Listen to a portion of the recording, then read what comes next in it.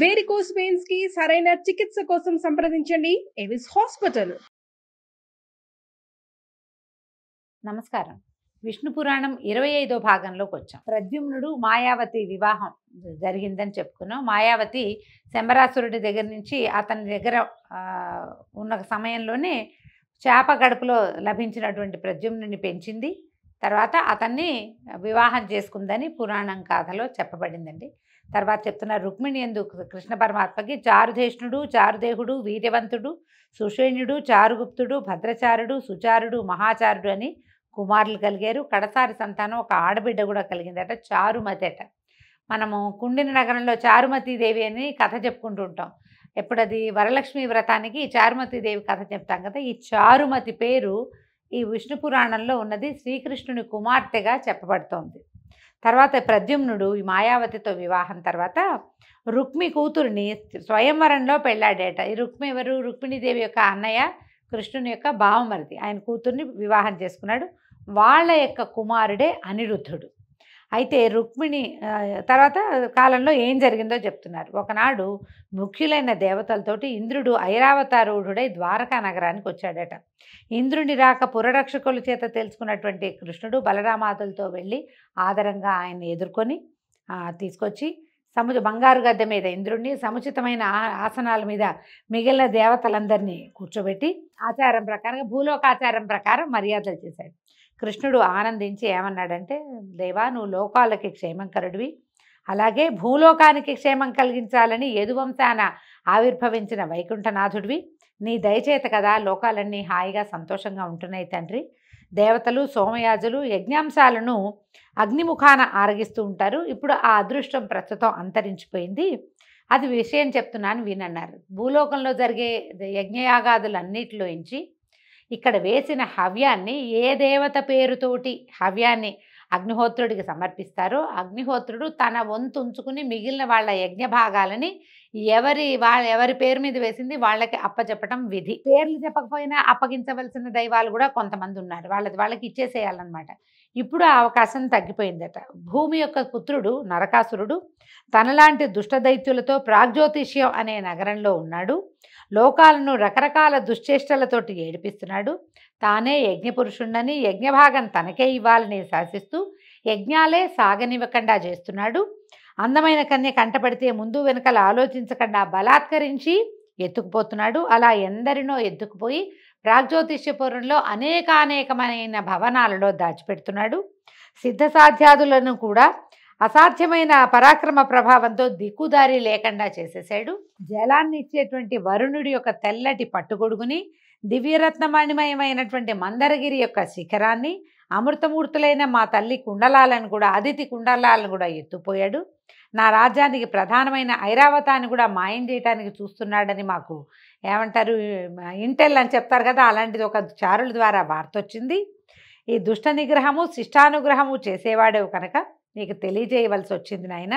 దయచేసి వాళ్ళ వలన లోకానికి ఎలాంటి ఉపద్రవము కలగకుండా చెయ్యి అని నేను నిన్ను విన్నవించుకోవడానికి వచ్చాను అనగానే కృష్ణుడు కనికరించి ఓదార్పుగా ఇంద్రుడు చేయి పట్టుకుని నేను చూస్తానన్నాడు. ఏం చెప్తున్నాడంటే, మన మనసులో విచారానికి చోటు ఇవ్వకు, లోకాలన్నీ తోడు తెచ్చుకుని అయినా సరే ఈ రణరంగాల్లో ఈ దుష్ట రాక్షసుని సంహరిస్తాను. వాడి వల్ల ఏర్పడినటువంటి అగచాట్లు, భూమి మీద ఏర్పడిన అగచాట్లు, మీ దేవలోకంలోకి వస్తున్నటువంటి ఇక్కట్లు, దేవదేవులందరికీ కలుగుతున్నటువంటి అగచాట్లు అన్నిటినీ నేను తీరుస్తాను అని చెప్పాడు. చెప్పాక సరే దాంతో సంతోషించి ఇంద్రుడు తన దారిని తను వెళ్తే, కృష్ణుడు ఏం చేశాడట, గరుత్మంతుడిని తలుచుకుని గరుడ వాహనారూఢుడై సత్యభామతో కలిసి వెళ్ళాడట యుద్ధానికి. ఈ ఇంద్రుడు కూడా ఐరావతారూఢుడై ఆయన్ని అనుసరించాడు. తర్వాత అందరూ కలిసి ఇక్కడి నుంచి ప్రాగ్జ్యోతిష్యపురానికి వెళ్ళారట. ఇంద్రుడు కృష్ణుడితో చెప్పేసి అక్కడ దాకా వీళ్ళని తీసుకెళ్లి యుద్ధానికి దిగబెడిచి ఇంద్రుడు వెళ్ళిపోయాడు. అప్పుడు కృష్ణుడు నగరవాసులైన రాక్షసులకి భయంకరంగా శంఖం పూరించాడట. శంఖధ్వనికే చాలామంది చచ్చిపోయారట. నరకుడు మురుణ్ణి, హయగ్రీవుణ్ణి తగిన సేన తోడుగా యుద్ధానికి పంపించాడు. మురాసురుడు, హయగ్రీవుడు అనే అసురుల్ని పంపించాడట. వాళ్ళు వచ్చి కృష్ణుడితో పోరాడి తమ అనుచరులతో సహా కృష్ణుని యొక్క ఆయుధాగ్ని జ్వాలలకి ఆహుతైపోయారు. కొన్ని వేల మంది సైనికులతో సహా తన సహచరులు యుద్ధంలో మరణించడం విని నరకుడు కోపించి భీకరమైన చతురంగ బలాలతోటి దారుణాయుధపాణి అయి వచ్చి కృష్ణునిపై ఏకధారగా అస్త్రశస్త్రాలు వర్షించాడు. కృష్ణుడు అవలీలగా తన వింటి ప్రయోగంతో ప్రత్యాయుధాలతోటి చెడగొట్టి చక్రాన్ని ఉపయోగించి నరకుని శిరస్సు తెగవేశాడు. మనం మామూలుగా సాధారణ గాథల్లో చెప్పుకుంటాం. నరకాసురుడిని సత్యభామాదేవి సంహరించిందని, తల్లి చేతిలో మరణం ఉంది అతనికి. సత్యభామాదేవి భూమి యొక్క అవతారం కాబట్టి ఆమె చేతిలో మరణించాడని ఒక గాథ చెప్పుకుంటామండి. విష్ణు పురాణం అలాంటి ప్రతిపాదన చేయటల భగవంతుడి వల్లే మరణించాడని చెప్తోంది. కుమారుని మరణం తెలిసిన భూదేవి బొంగురు గొంతుతో ఏడుస్తూట పరిగెత్తుకుంటూ వచ్చిందట. ఆవిడ మాట్లాడుతుంటే నోట్లోంచి మాట వస్తున్నట్టే లేదనమాట. పద్మాక్ష, మునుపు హిరణ్యాక్షుని వరాహ రూపాన దునిమి నన్ను సముద్రంలోంచి పైకెత్తినప్పుడు నీ అనుగ్రహం చేత కలిగిన కొడుకు వీడిని చంపచ్చా? ఏవేవో తప్పులు చేయొచ్చు, వాటిని క్షమించి సన్మార్గాన్ని నడిపించచ్చు కదా, కుమారుణ్ణి చంపావా అని ఆవిడ దుఃఖిస్తే ఈయన అన్నాడట, వసుంధర, నా యందు సద్భావము భక్తి లేనివారు ఆత్మీయులైన కన్న కుమారుడైనా క్షమించేది లేదు. కంసాదులు ఏమయ్యారో నన్ను సర్వాత్మన నమ్మి, ఇప్పుడు వాళ్ళు ఏమయ్యారు మరి? కంసుడు నా సొంత మేనమామ కదా. సర్వాత్మన నమ్మి ధ్యానించే వాళ్ళు పైవారైనా సరే ఆదరిస్తాను. ఎందుకంటే ఈయన చూడండి, ప్రహ్లాద కుమారుణ్ణి ఆదరించాడు. హిరణ్యాక్ష హిరణ్యకశిపులకి స్వయానా కుమారుడైన వాడైనా అతన్ని ఆదరించి తండ్రిని సంహరించాను. లోకానికి అపకారి అయిన నరకుడు కొడుకైనా సరే క్షమించతగదు. సాక్షాత్ ప్రహ్లాదుడు, విభీషణుడు వీళ్ళని నేను ఆదరించాను. శత్రువు యొక్క కుమారుడు, శత్రువు యొక్క సోదరుడు అయినా కూడా. కానీ సొంతవాడైనా కంసుని క్షమించలేదు. నేను అట్లా చేయను అని చెప్పాడు. దుష్ట శిక్షణ, శిష్ట శిక్షణ, తర్వాత ధర్మ సంస్థాపన కార్య లక్ష్యాలతోటే అవనిపై అవతరించాను, నీకు తెలియదా అంటే, సరే అయితే ఇక ఆవిడ ఊరుకుంది, ఒప్పుకొని అయిందేదో అయ్యింది. నరకుని కొడుక్కి పట్టం కట్టి పరిపాలకుడుగా నియమించమని నమస్కారం చేసి వెళ్ళిపోయిందట దుఃఖపడుతూనే. అలాగే అని కృష్ణుడు నరకుని యొక్క పుత్రుణ్ణి రాజాధికారిని చేసి నరకుడు అపహరించినటువంటి అతిథి కుండలాలని ఆవిడ భూదేవి తెచ్చిచ్చింది. భూమిలో దాచిపెట్టాడు వాడు, అవి ఆవిడే పట్టుకొచ్చి ఇచ్చింది. ఈ కుండలాల్ని స్వర్గానికి పంపించేశారు. అయితే అక్కడి నుంచి ఏం చేశాడు ఈ నరకుడు నగరంలోకి, ప్రాగ్జ్యోతిష్యపురంలోకి ప్రవేశించాడు కృష్ణుడు. ప్రవేశిస్తే చెరలో ఉన్న 16,000 మంది రాచకన్యల్ని, తర్వాత అమూల్య రత్నాభరణాలను, మేలుజాతి ఏనుగులను, గుర్రాలను నరకుని కింకర్ల చేత తనే ద్వారకకి పంపించాడట. వరుణుని గొడుగు వరుణునికి పంపించేశాడు. తర్వాత మందరగిరి యొక్క మందర పర్వతం అంటాం కదా, ఏ మందర పర్వతం? ఈ పాలకడలు చిలికినప్పుడు కవ్వంగా ఉపయోగపడింది కదా, దాని మీద రత్నాలు ఉన్నటువంటి శిఖరం ఉండేదట. ఆ శిఖరాన్ని వీడు తెచ్చేసాడు నరకాసురుడు. అందుకని ఆ శిఖరాన్ని మళ్ళీ తీసుకెళ్ళి ఆ గిరికి హత్తించి గిరికి సమర్పించాడట. సమర్పించి సత్యభామతో అమరావతికి వెళ్ళి తన రాక తెలుపుతూ పాంచజన్యాన్ని పూరించాడట. ఈ ధ్వని విని గ్రహించి ఇంద్రుడు ఆనందంగా ఎదురొచ్చి స్వాగతం పలికి లోపలికి తీసుకుపోయి తన బృహస్పతి చేత అర్ఘ్యపాద్యాదులు ఇప్పించాడట. కాసేపు వివిధ విషయాలు మాట్లాడుకున్నాక అతిథి యొక్క కుండలాలని తనే స్వయంగా సమర్పించాలని వచ్చానని చెప్పాడు. చెప్తే సరే ఆమె దగ్గరికి తీసుకెళ్ళి ఆమెకు నమస్కారం చేసి, నరకాసురుడు మరణించాడమ్మా అని చెప్పి ఇదిగో అని ఆభరణాలు ఆవిడకి ఇచ్చేసరికల్లా ఆవిడ కుమారుడిగా ఉన్నాడు. నేను ఉపేంద్రుడిగా అతిథికి కుమారుడిగా జన్మించాడు. అయినా సరే ఆవిడ పరిపరి విధాలుగా నన్ను ఎందు దయించి నువ్వే స్వయంగా నా దగ్గరికి వచ్చావని ఎన్నో విధాల స్తుతించిందట. అయితే అడిగింది, కల్పవృక్షాన్ని ఆశ్రయించి కట్టుకునే గోచి అడిగినట్టు ఆనాడు నువ్వు నాకు ప్రత్యక్షమైన రోజున ముక్తి కోరకుండా కొడుగ్గా నా కడుపును పుట్టమని కోరాను అనేసరికల్లా అప్పుడు అన్నాడట ఆయన, ఉపేంద్రుడిగా జన్మించాడు ఈయన, ఇంకా వామనుడిగా జన్మించాడు, ఎన్ని రకాలుగానో వీళ్ళకి జన్మించాడు ఆయన. అయితే ఏమన్నాడంటే, కనికరంగా ఒక చూపు చూసి చిరునవ్వుతో అన్నాడు, అమ్మా అలా ఎందుకంటావు, నువ్వు పుణ్యచరిత్రవి, దేవతలకి కన్నతల్లివి, పరమ పతివ్రతగా ప్రసిద్ధురాలైన పుణ్యరాశివి, నీకు మోక్షం పెద్దదా? నీకు మోక్షం పెద్దది కాదు, నీ అంతటి నువ్వే సాధించుకోగలుగుతావు. నా మీద ప్రీతితోటి కదా నన్ను సంతానంగా పొందాలని కోరుకున్నావు. ఎప్పటికీ అతిథి కుమారులలో నేను కూడా ఒకటిగా ఉండటమే నాకు సంతోషం అని చెప్పాడట భగవంతుడు. ఇట్లాంటి అంటే ఎలా అయ్యాడు చూడండి, ఆవిడని ప్రార్థించడం కాకుండా ఆయన కూడా నేను నీకు కుమారుడిగా పుట్టడమే నాకు ధన్యత అని భగవంతుడు ఆమె యొక్క ప్రీతిని, ఆమె మీద ఉన్న ప్రేమని అట్లా మాటల్లో చెప్పాడనమాట. అయితే సతీదేవి సత్యభామని తీసుకొచ్చి ఇలా చూపించిందట. తీసుకొచ్చి ఇదిగో కృష్ణుని యొక్క అష్టభార్యల్లో పరమ ప్రీతికరమైన భార్య ఈవిడేనని చూపిస్తే అప్పుడు ఆవిడ కోడల్ని ఆదరించి, అమ్మాయి నా అనుగ్రహం వల్ల చాలా కాలం ముసల్తనము అందవికారమైన రూపము లేక సౌభాగ్యవతి అయి భోగభాగ్యాలను అనుభవిస్తూ హాయిగా ఉండు అని వరం ఇచ్చిందట. చాలా కాలం వృద్ధాప్యం రాకుండానే ఉందట సత్యభామాదేవి చివరి వరకు కూడా. ఆ తర్వాత తల్లి మాటపై కృష్ణుడి ద్వారకు వెళ్ళటానికి అంగీకరించగా కృష్ణుడు బయలుదేరి వెళ్ళాడట.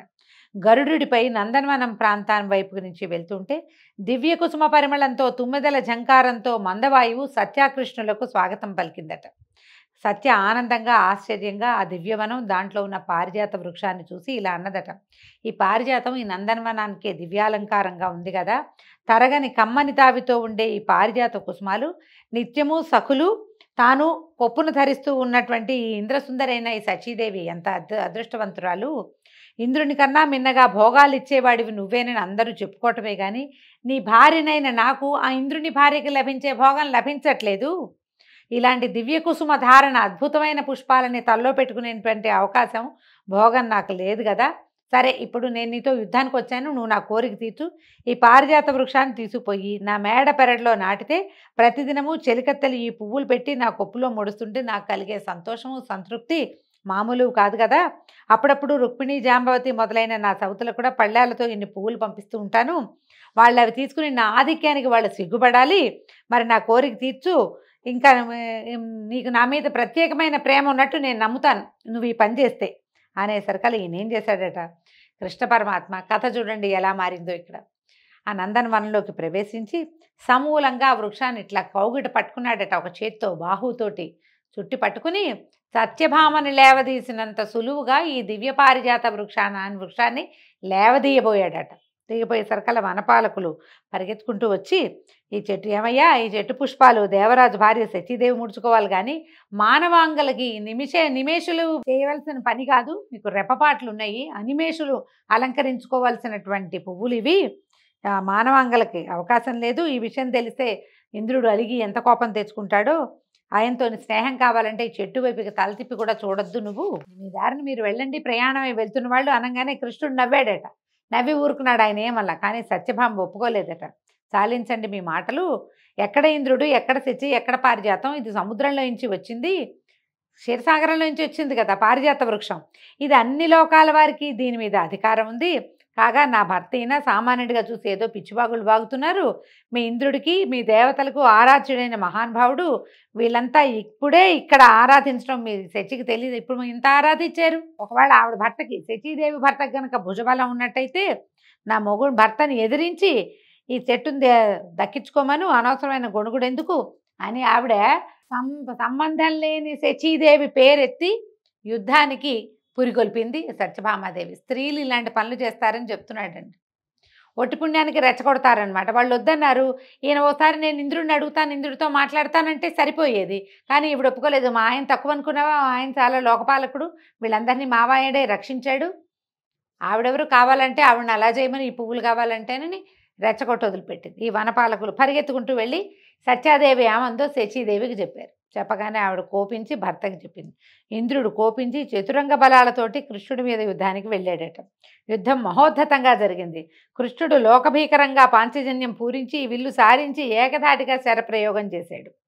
దేవబలాలు విజృంభించి దివ్యమంత్ర ప్రయోగంతో శస్త్రశస్త్ర ప్రయోగం చేయగా కృష్ణుడు కూడా తాను ప్రత్యస్త్రాలు ఉపయోగించి సురలను యుద్ధపరాంగుముఖుల్ని చేశాడు.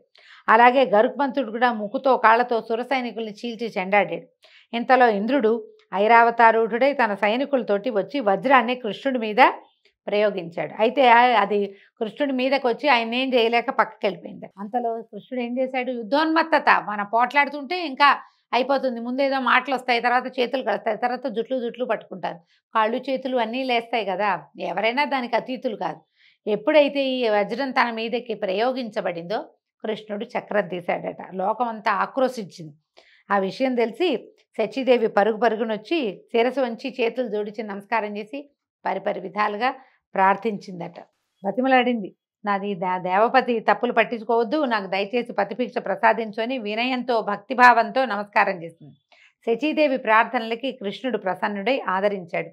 అలాగే చల్లని చూపులతో ఇంద్రుడిని కూడా ఆదరించన్నాడు. ఇంద్ర, అంత కోపంతో ఎందుకు వచ్చావు? ఈ చెట్టు నాదైతే నీ సంపదకి ఏమైనా లోపమా? దీని పువ్వులు సత్యభామకి మనోహరాలు, వాటి కోసమే ఈ పని జరిగింది. దీన్ని ద్వారకకి తీసుకుపోతాను, ఆమె కోరిక తీర్చాలి. ఎందుకంటే ఆమె యుద్ధానికి వచ్చింది నాతో పాటు.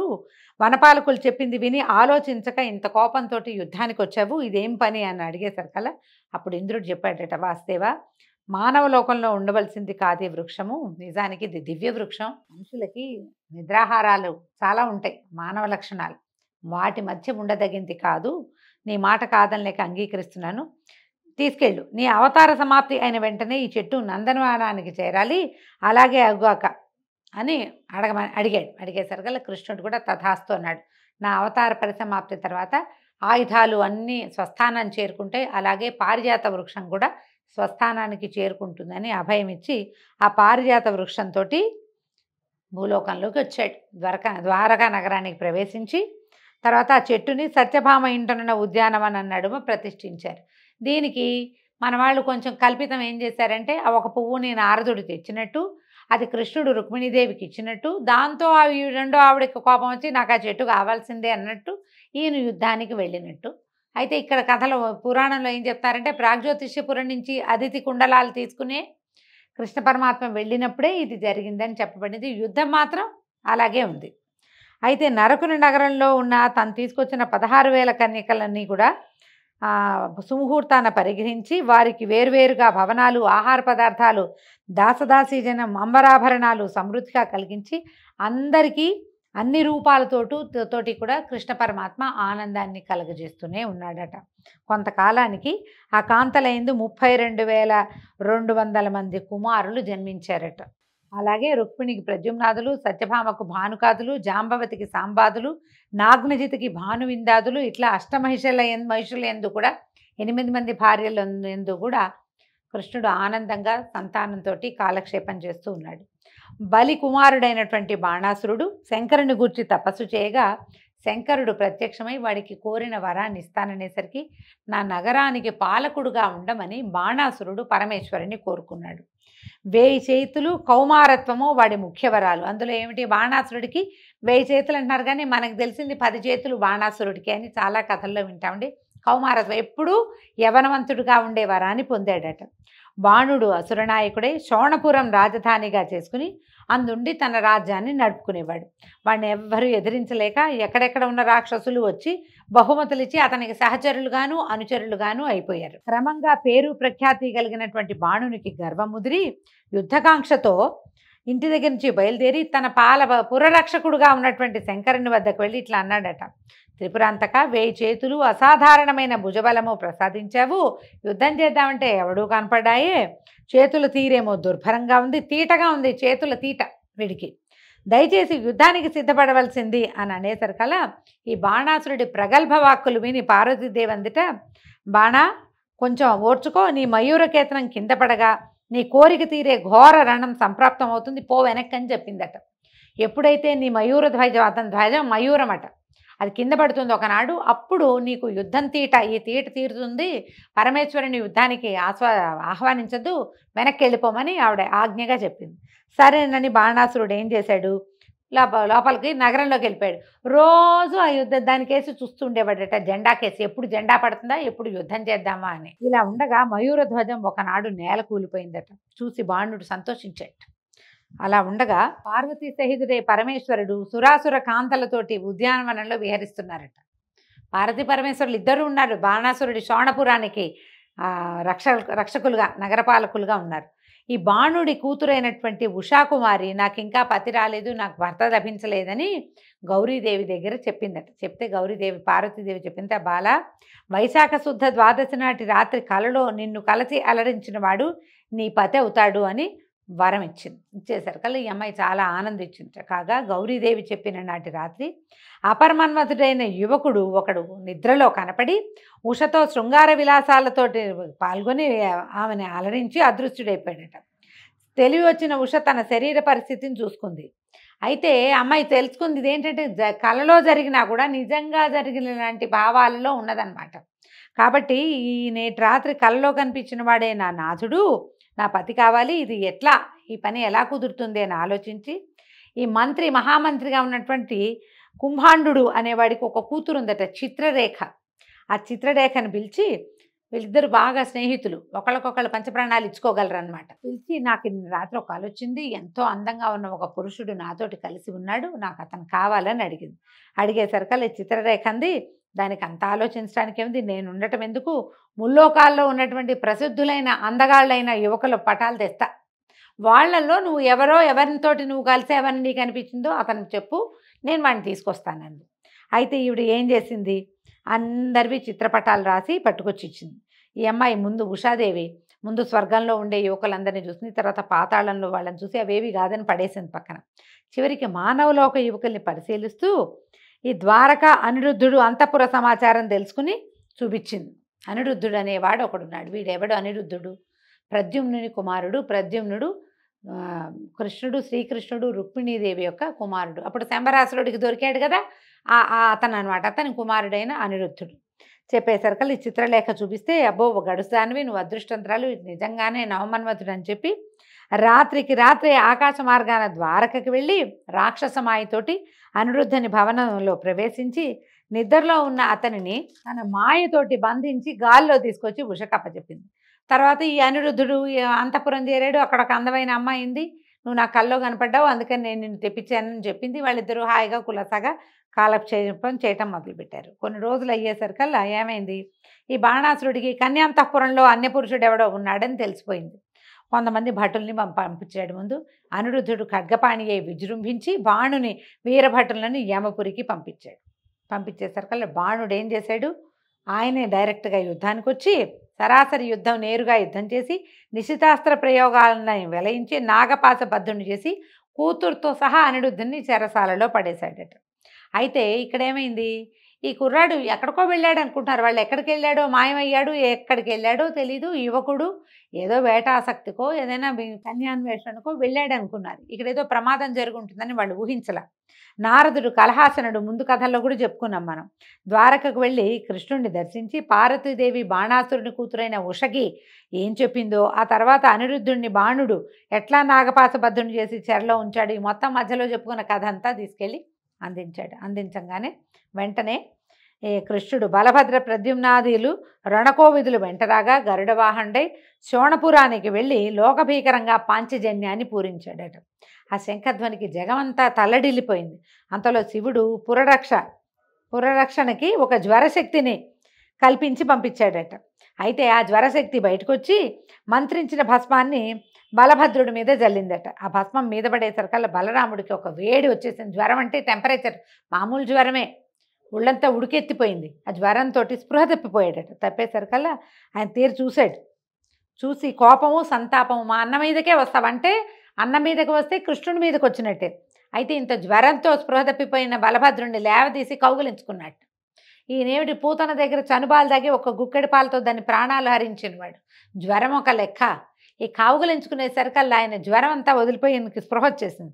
ఒక సింహనాదం చేశారట. కృష్ణుడి శక్తికి ఆ చుట్టుపక్కల ఉన్న వాళ్ళంతా ఆశ్చర్యపోయారు. అంత జ్వరం, ఒళ్ళు కాలిపోతూ ఒంట్లోంచి పొగొస్తూ స్పృహ తప్పిన వాడిని క్షణాల్లో మామూలుగా చేసేసాడని. అక్కడి నుంచి కృష్ణుడు ఏం చేశాడట, తన ఆత్మశక్తితోటి శీత జ్వరం అతి చల్లదనాన్ని కలిగించాడనమాట. దాన్ని కల్పించి పంపించేసరికల్లా అది నగరంలో ప్రవేశించి, అంతకుముందు శివ జ్వరశక్తి ఉంది కదా, దాన్ని లాక్కొచ్చి కృష్ణుడి ముందు నుంచోబెట్టింది. ఆ జ్వరం కృష్ణుడికి సాగలపడి మొక్కి సాగిలపడిపోయింది నేల మీద. శరణు కాపాడు, ఈ అతి చల్లదనాన్ని భరించలేకపోతున్నాను అని చెప్పి శరణు కోరేసరికల్లా కృష్ణుడు కనికరించి భయపడకని వీళ్ళిద్దరిని లేవదీసేట. 2 జ్వరాలని, ఒకటేమో శివశక్తి జ్వరం అతి వేడి, రెండోది విష్ణుశక్తి జ్వరం అతి చల్లన. హరిభక్తి లేని మూడుల్ని పట్టి పీడిస్తూ ఉండండి అని వాళ్ళిద్దరిని పంపించేసేట. అక్కడి నుంచి వాళ్ళు విష్ణుభక్తి లేని వాళ్ళందరినీ ఆవేశించి పీడిస్తాయి. జ్వరం ఎవరికైనా ఎక్కువ రోజులు ఉందంటే వాడికి విష్ణునామ సంకీర్తన చేస్తే వాడితో జ్వరం తగ్గిపోతుందని మనకి విష్ణు పురాణం తెలియజేస్తుంది. తర్వాత బాణాసురుని ఆజ్ఞను అనుసరించి దైత్య వీరభటులు శస్త్రాస్త్రపాణులై వచ్చి ఎదిరించగా కృష్ణ బలరాములు నిశితాస్త్ర జ్వాలామాలలతో దైత్యసేనని మొత్తం స్వరూపమే లేకుండా చేసేసాయట. అంత శంకరుడు కొడుకులతో ప్రమధులతో వచ్చి కృష్ణుడిని ఎదిరించగా ఇద్దరికి కొన్నాళ్ళు యుద్ధం జరిగిందట. శివుడు కృష్ణుడు కూడా పోరాడుకున్నారు. దారుణమైన పోరాటం జరిగింది. ఒకనాడు శంకరుడు ఏం చేశాడట, బాణాసురుడిని ప్రోత్సహించాడు. నా చేతుల తీట పోయేలాగా యుద్ధం జరగాలన్నావు కదా, ఇగో ఈ కృష్ణుడు వచ్చాడు, అతన్ని ఎదిరించు, నీ తీట బాగా వదులుతుంది అని చెప్పాడనమాట. కోరిక తీరుతుంది, నీ తీట తీరుతుంది అనేసరికల్లా ఈ బాణాసురుడు నగరం నుంచి, ఇంతకాలం ఏమిటి ఆయన నగర రక్షణ చేస్తున్న శివుడే పోరాటాన్ని జరిపాడు. ఇప్పుడు ఇక రాజుగారే రంగంలోకి దిగాడనమాట. ఎంతో సేనాన్ని తీసుకొచ్చి కృష్ణుడిని ఎదిరించాడట. అక్కడి నుంచి ఇంకేముంది, కృష్ణుడి దగ్గర ఉన్న చక్రాయుధంతో బాణాసురుడి చేతులన్నీ తెగ్గొట్టేశాడు. అన్నమాచార కీర్తనలో ఒక ఇది కూడా ఉంది, చెండిన బాణుని చేతులతో అని. బాణాసురుడి యొక్క చేతులని 1000 చేతులు తెంపేశాడు, 2 చేతులు మాత్రం మిగిల్చాడు. వాడు స్వహస్తాలు అంటే సహజంగా వాడు పుట్టుకతో వచ్చిన చేతులు తప్ప పరమేశ్వరుడి వల్ల ఆ శక్తి వల్ల అతనికి లభించినటువంటి చేతులన్నిటినీ తెగటార్చేశాడు చక్రంతో. చేసేసరికల్లా అప్పుడు శంకరుడు వచ్చి, వాసుదేవ బాణుని ప్రాణాలు తీయకు, నా భక్తుడు, నా మాట మన్నించు, నీ భక్తుని కుమారుడు కూడా, బలి యొక్క కుమారుడు నా యొక్క భక్తుడు అని చెప్పి వీడిని ప్రాణాలతో వదిలిపెట్టు అనేసరికల్లా సరే ప్రాణాలతో విడిచిపెట్టబడినటువంటి బాణాసురుడు కారాగారంలో బంధించిన నాగపాశ బంధుడుగా ఉన్నటువంటి అనిరుద్ధుడిని తన కూతుర్ని కూడా తీసుకొచ్చి ద్వారకకి తీసుకొచ్చాడు, వీళ్ళకి అప్పచెప్పాడు. అప్పుడు వీళ్ళకి వివాహం చేసి ద్వారకా నగరానికి తెచ్చుకున్నారు. అంతా సుఖంగా సంతోషంగా ఉన్నారట. అయితే తర్వాత గాథ చెప్తున్నారండి. అయితే ఈ ఉషాపరిణయ గాథతోటి ఈరోజు విష్ణు పురాణం సమాప్తం అండి. రేపు ఉదయం మళ్ళీ తర్వాత గాథలో పౌండ్రక వాసుదేవుణ్ణి విష్ణుమూర్తి ఎట్లా సంహరించాడో రేపు భాగంలో తెలుసుకుందాము. నమస్కారం.